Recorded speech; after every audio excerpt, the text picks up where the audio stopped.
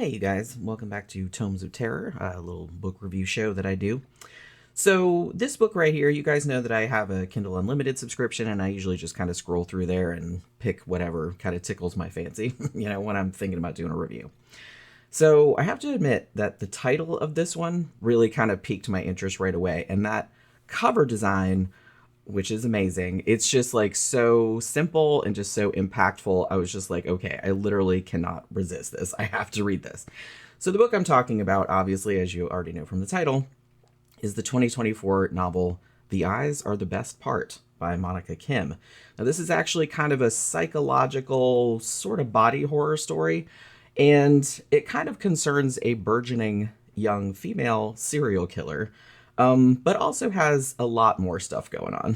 Now, it wasn't until after I read it that I found out that this was Monika Kim's debut novel, which is sort of incredible, and also that it got all kinds of praise and hype and everything like that. It was on Time Magazine's 100 must-read books of 2024, and it was nominated for Goodreads' favorite horror novel of that year and favorite debut novel of that year as well. And I gotta say, in my opinion, I think this book definitely deserved all the accolades and then some. It's a very, very strong debut novel. And I think one of the best things about it is has a really complex main protagonist who you can easily relate to, even though the whole plot is kind of her slowly turning into a psycho. And it's cool too because it has a lot of layers going on. It kind of explores many deeper issues about misogyny, like the sexual fetishization of other races, and also the cultural expectations that come from growing up in the US as the eldest daughter of immigrants. So our main character is an 18-year-old girl named Jiwon, and she is Korean American. She's in her first year of college, and she's living in this little apartment in Los Angeles with her 15-year-old sister, whose name is Ji-hyun, and their mother, who is always called Oma, I guess is how you pronounce it, which I guess is just the Korean equivalent of mom or whatever. So at the beginning of the story, their beloved father leaves them. He's met another woman. You're kind of led to assume that he's been having an affair with this woman for some time, and he finally decides he's going to leave and be with her. So their mom is, obviously completely distraught and blindsided, and she kind of vacillates between suicidal depression and this weird optimistic hope that he'll kind of realize the error of his ways and sort of come crawling back. Now, in one of her more hopeful moods, Oma tells the girls at dinner that eating fish eyes is supposed to bring you good luck. And so she's made a whole fish like you do, and she just pulls him out with the chopsticks and just chomps down on him with great relish, which is pretty disgusting. And she seems to believe that this will give her good luck, meaning that her husband will come back. Now, Ji-hyun, the younger sister, is completely revolted by this, as I probably would be too. That's kind of gross. And Ji-won is kind of grossed out too, at least initially. But the more she thinks about it, the more she's kind of intrigued by the idea. Now, a bit later, the mom tells her daughters that she read this article saying that according to some random woman who dated dozens of men, I think it was 100 men or something like that of different races, Korean men are the worst for dating and white men are the best. Now, Ji-won very rightfully points out that it's the chick that wrote this article, she dated a grand total of one Korean man who happened to suck, and you can't really disparage a whole race of people based on one asshole, obviously. But Uma is absolutely convinced that she needs to date a white guy because they're the best ones. And she sort of also urges her daughters to stay away from Korean men too because they're all terrible. Now, this is very obviously a reaction to being abandoned by her possibly philandering husband, who obviously was also a Korean man. Now, not too long after this discussion, Uma announces that she met a white guy named George and has started dating him. He was actually a customer at the Korean grocery store that she worked at. Now, the girls are, understandably very wary of how quickly this is all occurring. And so Uma kind of suggests that they all go out to dinner so they can meet him. And they're pretty reluctant. They're not happy about this. But they sort of go ahead with it anyway because they know what a hard time their mom has been having since their dad left. And they just want her to be happy. So they all go out and meet George. Turns out, you'll probably not be surprised to realize, George is a completely gross, obnoxious pig who I immediately wanted to punch in the dick really hard. So he brags about how he can speak Korean because he was stationed there in the military, but his Korean is so bad that the girls can barely understand what he's saying, and their mom can't speak English, so they're sitting there saying, how do they even talk to each other? Like, I don't even understand how this relationship is progressing. So he takes them to this, mediocre Chinese restaurant that he claims is the best and most authentic ever, when it obviously isn't. And he very openly ogles the Asian waitress so much that she actually she sends another server out, like, to do their table because she's so uncomfortable.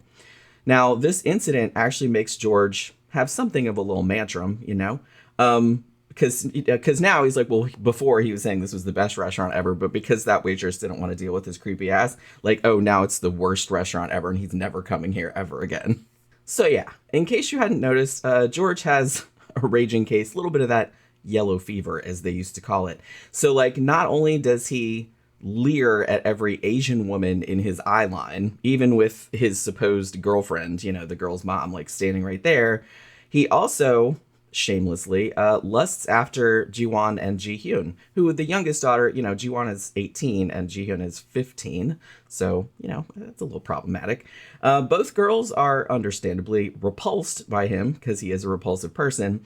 But their mom is just pathetically devoted to him and absolutely refuses to see any flaws in him, no matter how many times Jiwon tries to reason with her.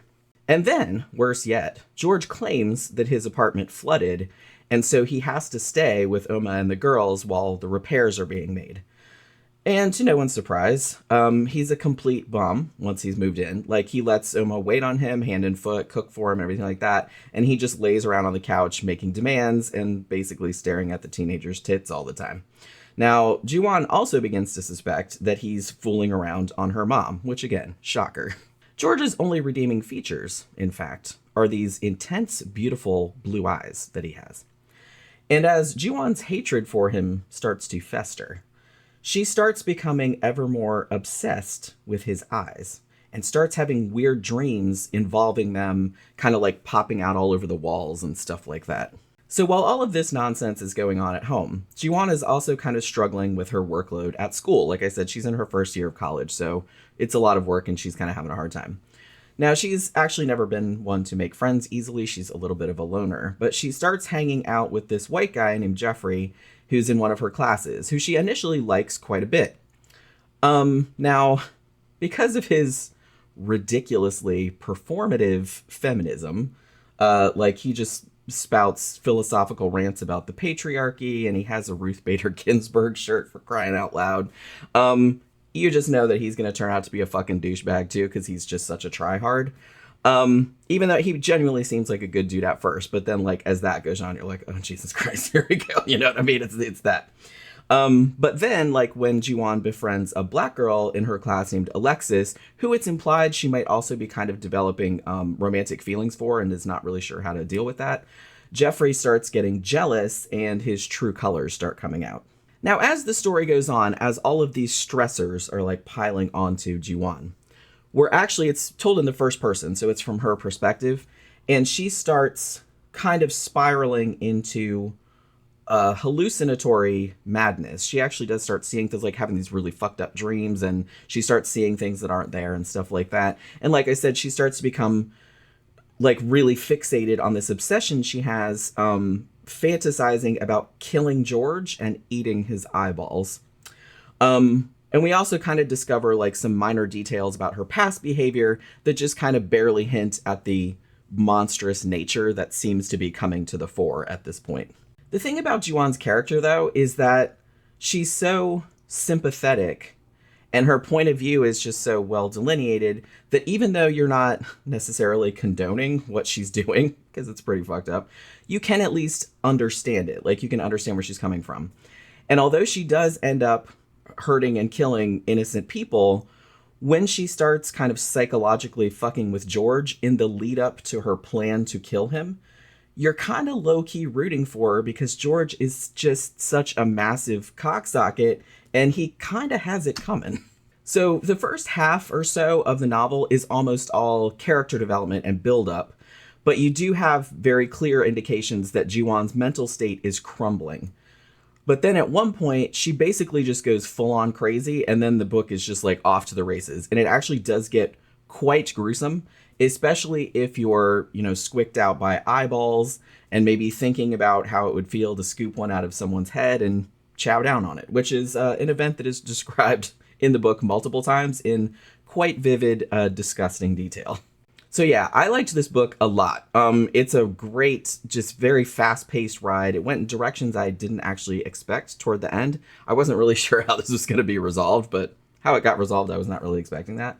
And additionally, because we're seeing everything from Ji-won's perspective, she really seems like a living, breathing person, and we can relate to her even as she just starts doing more and more bonkers shit, like as the story goes on. And I kind of feel like the book also has like kind of a subtle dark humor to it, which I was really on board with that as well. I liked that.